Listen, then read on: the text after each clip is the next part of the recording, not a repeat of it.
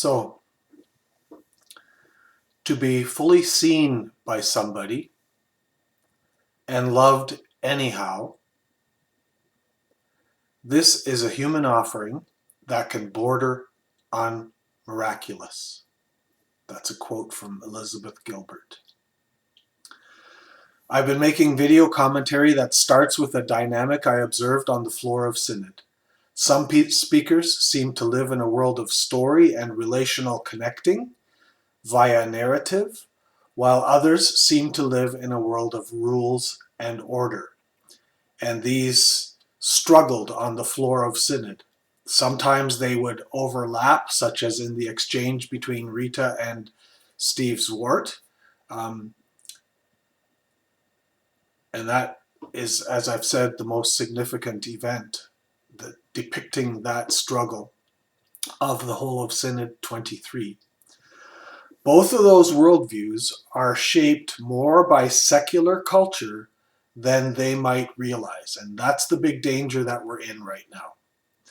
And that being shaped by secular culture that has departed from something, yet retains an appearance of being Christian, that action is dangerous to the mission of Jesus. The mission of Jesus gets lost. I just watched a video done by Paul Vanderklay that was released within the last 2 days. Right now it's July 6th, and in which he starts to talk about that these two groups might have two different Jesus ideas, Jesus teachings, Jesus missions, and that he says that's exactly why a confessional conversation is needed, because that's a confessional question. And so what I realized because I knew I had this scripted by the time I saw the video, is that what I'm doing in this video and the one previous is I'm showing the Jesus that I, as a person in the middle on the progressive end of the scale, knows. And maybe we can have conversation around that. So in my last video, I call for a time of self-examination, or the second last one. And I did so specifically for the progressives, or what are often referred to as the revisionists. And on the far end of that scale are the affirmers. I call for self-examination with respect to how much has the culture shaped our thinking more than biblical principles, I'll say. And I challenged that end of the scale because I'm part of it, and I felt that that was appropriate to do.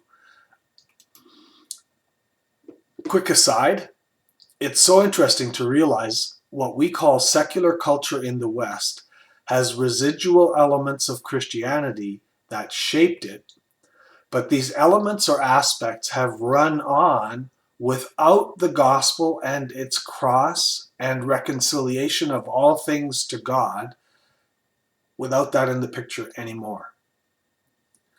And so when they do that, they become ideologies and they become idolatrous. That's what needs to be examined, both ends of the scale and in between. Yet within the church, we often think of these movements as Christian or based on Christianity. We need to think about that. If there's one good thing that the last two synods have given us, it's that recognition, or in my perspective, that recognition that we need to think harder about that, all of us. End aside.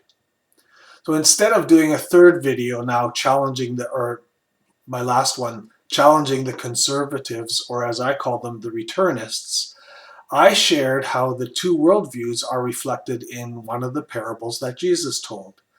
I showed how law and relationship are depicted in the various actions and inactions of the individuals in that parable.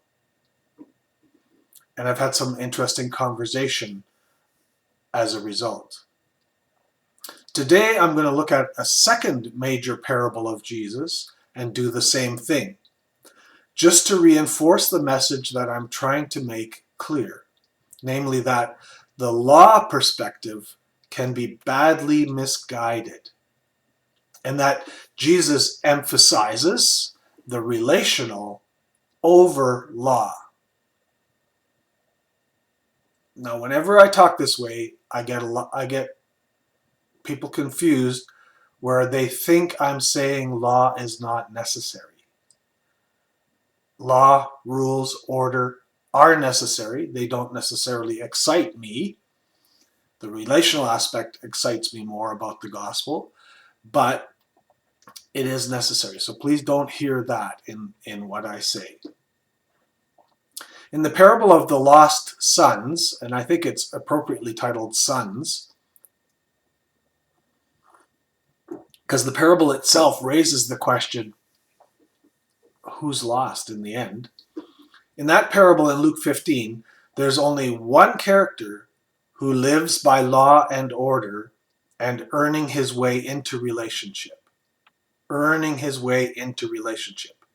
Just as in the previous parable, the man wanted to know, the expert in the law wanted to know what he must do. In this parable, there's one character who is must doing to earn his right to have the relationship and the inheritance. I'll repeat some things that we've learned more recently in our culture about how Middle Eastern ears would have heard parables like this. And so we've learned to hear better through Middle Eastern ears. I'll also reiterate that when a parable was being told, the people hearing it expected to find someone they could relate to in the parable. To find the parable to be a mirror that they could see themselves in. So as you think about the parable again, you might even want to pause and go and reread it right now.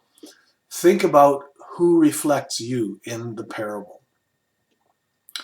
There are two main points that I want to lay out, and I'll go deeper into one of them. What I forgot to mention is that when we rediscover how it would have been heard by Middle Eastern ears, we realize how shocking this parable was to most of those who heard Jesus, most of those who were on the right side of the history of their religion at that time. We've kind of smoothed some of those edges out in our lack of understanding or done it deliberately, but this parable was offensive to many people who heard it. The two main things to point out: the behavior of the father in this parable was an insult to common sense notions of justice, and it was an affront to their ideas, their religious ideas, of manhood and fathering. And of course, their ideas of manhood and fathering are projected out to God the Father. And so here a different God the Father is presented that just has them tearing their hair out, I would imagine. And you could certainly begin, when you understand the shock value, the shock of these parables, you can certainly understand more how there was activation to try to do away with this rabbi who was teaching this radical stuff.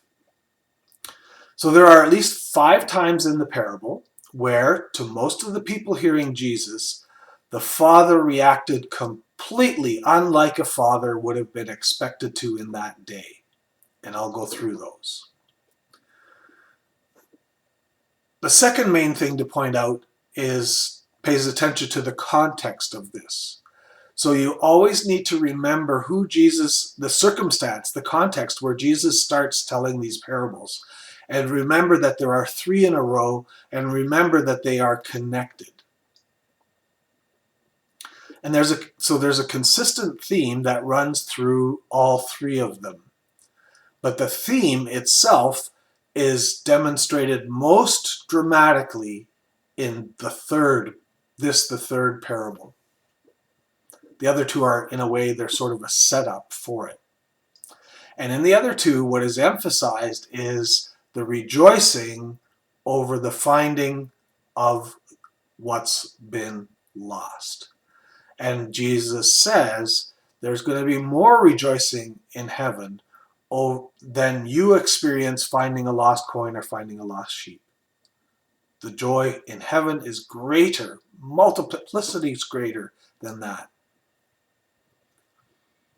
over a person who turns back to God than over any righteous people who do not need to. Whereas the first two parables are more or less examples out of everyday life, this parable, and certainly the father in it, is not. So there's a shift that happens. And the two main groups hearing Jesus, the sinners and tax collectors, which the Pharisees and law abiders, I'm going to say, have scorned, they hear differently. So here's a look at very quick look at the 5 times the Father behaves completely contrary to worldview expectations. The 5 times he does not behave according to their rules, their law and order about justice. First one is that he grants this request of the younger son to sever his portion of the family estate. Like that would have been unheard of, incomprehensible in that time. The insolence of a son who basically is saying in cultural language that I wish you were dead so I could live my life with the equity I get from my inheritance the way I want to live. Middle Eastern justice in that day, when Jesus told the parable, requires the father to break the relationship at that point. Boom, done, you're gone, out of here. The second unusual moment comes for the father when he's not only now allowed this, but he allows the boy to liquidate his portion of the estate. In other words, sell off the sheep that he had, sell off the land that he had. And so part of the shame culture piece of this is that if this was real and not a parable, then the breakdown in the family has now become a public event. Why is he selling off his sheep, right? And that would have created in the community of that day a certain kind of outrage, a certain kind of shame, kind of a sympathy with the father that the son was doing this. And however that was structured anthropologically, this boy would have become a persona non grata in that community for what he was now doing to the family. And there's no evidence of that in the parable, but there have been, and there still are cultures where if a person from the culture does something like that, there will actually be processes of re-entry that are required before that person can come back into the community for the shame they've brought to their ancestral family. So now you're getting the picture here that from the opening lines of the parable, it goes boom, boom. Jesus makes it clear that he's not talking about a normal father. And the parable continues to unfold. The runaway son comes to his senses out in the pig pen. And this is where there's now a pivot, at least from the way I remember this being preached in my youth, to how I present it and how it's presented today. This is a practical coming to himself, coming to his senses. So it used to be said that this is where he repented, because he's hit bottom as a Jewish boy, feeding pigs and envying them their food. But the parable doesn't really say that, is what our cultural interpreters help us to see now. He came to himself. He came to his senses, which implies then that he'd been outside of his senses before that, but he came to his senses. And so what the parable depicts here is that he figures out that eating humble pie before his father has a good chance of giving him a better life than he has right now. In other words, his plan is a self-preservation plan, a selfish one. He's ready to offer, he's in bad enough shape that he's ready to offer to be a servant or a slave in his father's household, in other words, what used to be his inheritance, and he begins composing an apology speech as he leaves the pigs behind. So it's presented as kind of a practice of a speech. Now, oh man, the religious people hearing the parable would be so relieved to hear of this plan, because they're holding their breath so far, and they're holding their breath several times in this parable, because this is not going well. Not going well for the father at all. And certainly not going well for this son. They might be thinking, phew, he's going to repay his debt to the father. He's going to go back to offer to pay it back. Justice will be served. Phew, that was close. He's going to work it off as a servant. At least the financial wrong has a chance of being righted. At least the relational debt has a chance of being righted.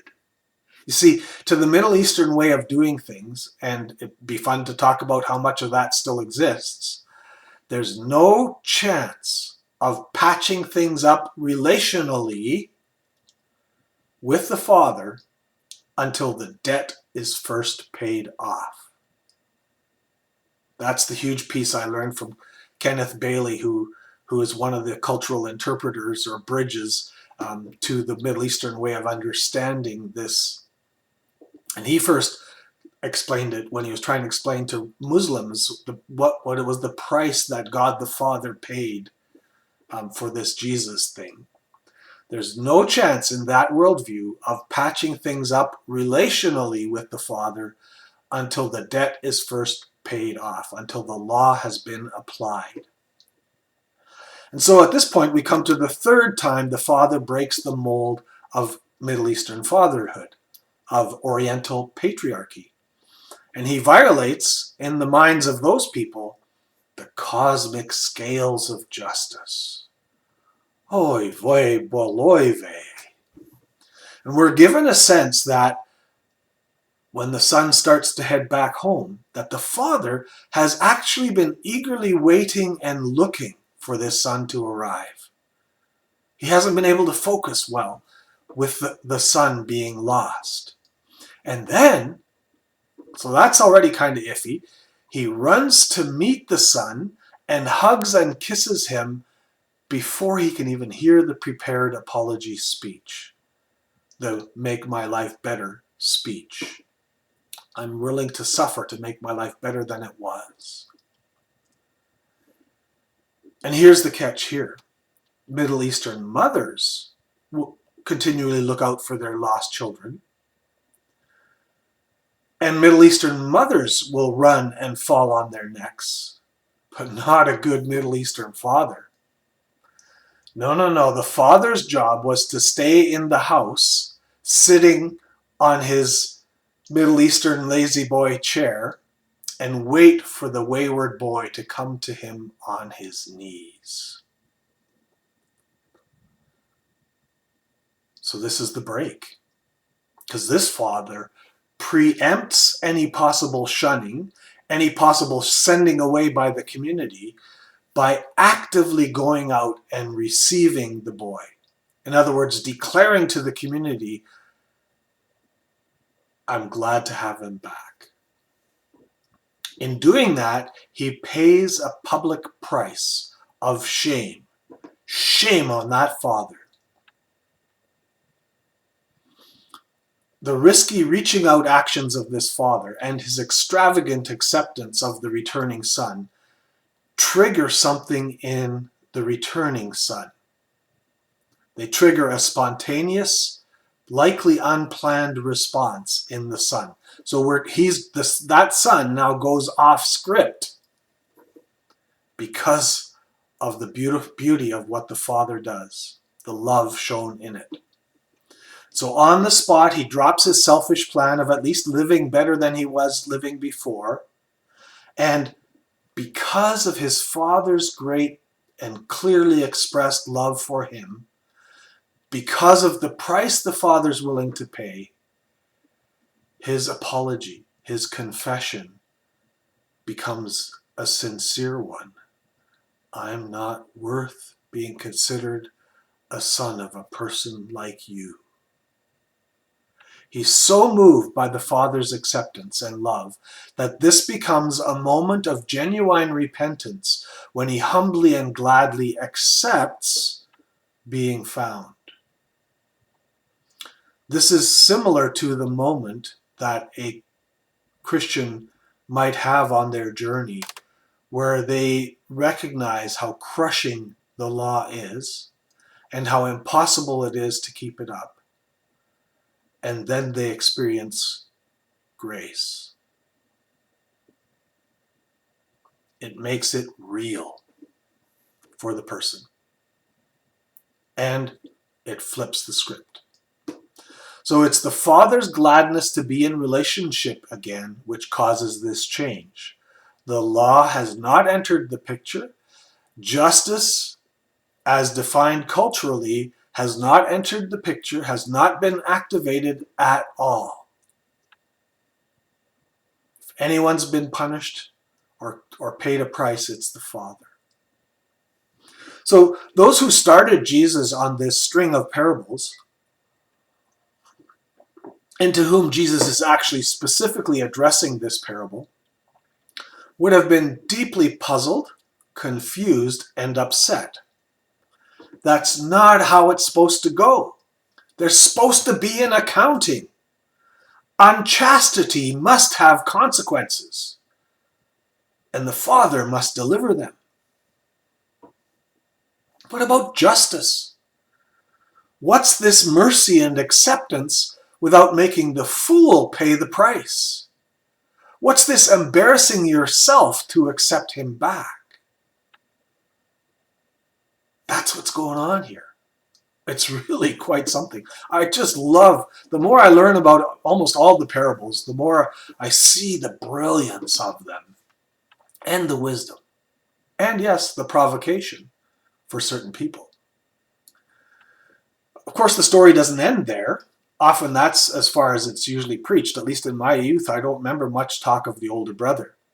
Father orders a feast, and we know all that part of the story. But here's the problem, because this is a parable. One particular group listening to Jesus has not found their character that represents them in the parable yet.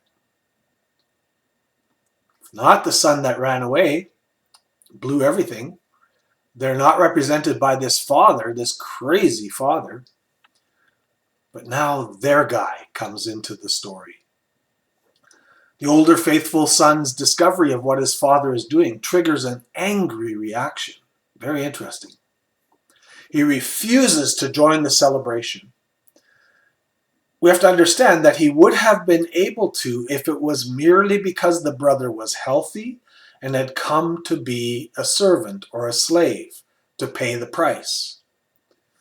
But he finds out the younger brother does not have to make payment for the shame he brought on the family.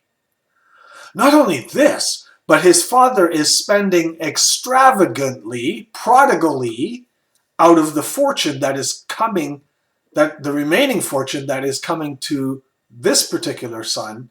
He's spending some of that to welcome this guy back. Of all the offensive things. He learns the returning son does not have to pay for his sins, for his offending the father and the family with his unchastity, and I'm adding that in specifically because of the context in which I'm using this. And that's just too much for him. So he cannot share the Father's joy at the lost being found. He cannot participate in the Father's love. And that's very important.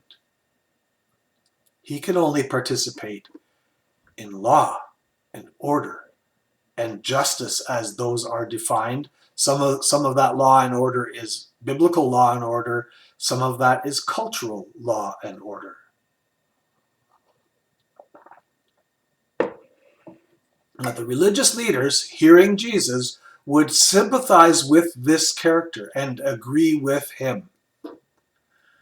And I have to admit, just so that I'm not distancing myself too much from this kind of character, I have to admit of myself that I often would as well, and still do, when I feel those times of outrage at something, and I say somebody needs to be punished. How about you? Doesn't that kind of thinking come to us so naturally? Isn't it so much a part of the flesh in us, or the ways of the kingdoms of this world?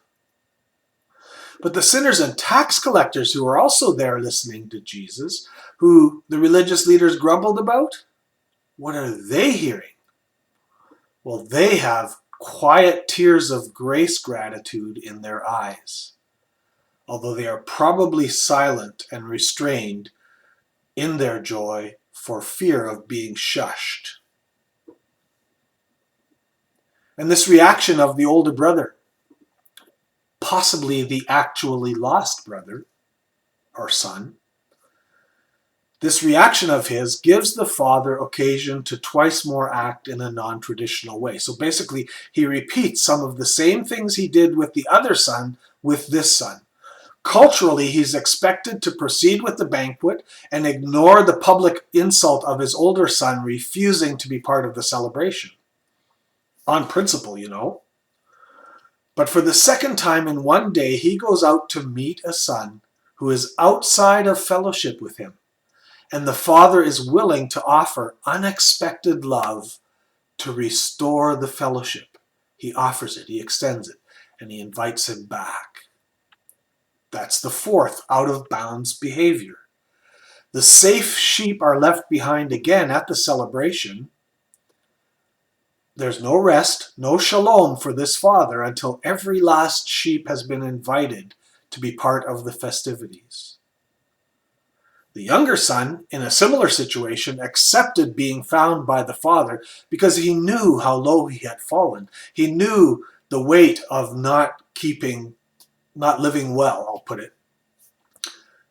And he knew that he accepted being loved by the father who went out to meet him. He had been overwhelmed by the costly love his father offered him. The older son, in contrast, seems absolutely unimpressed.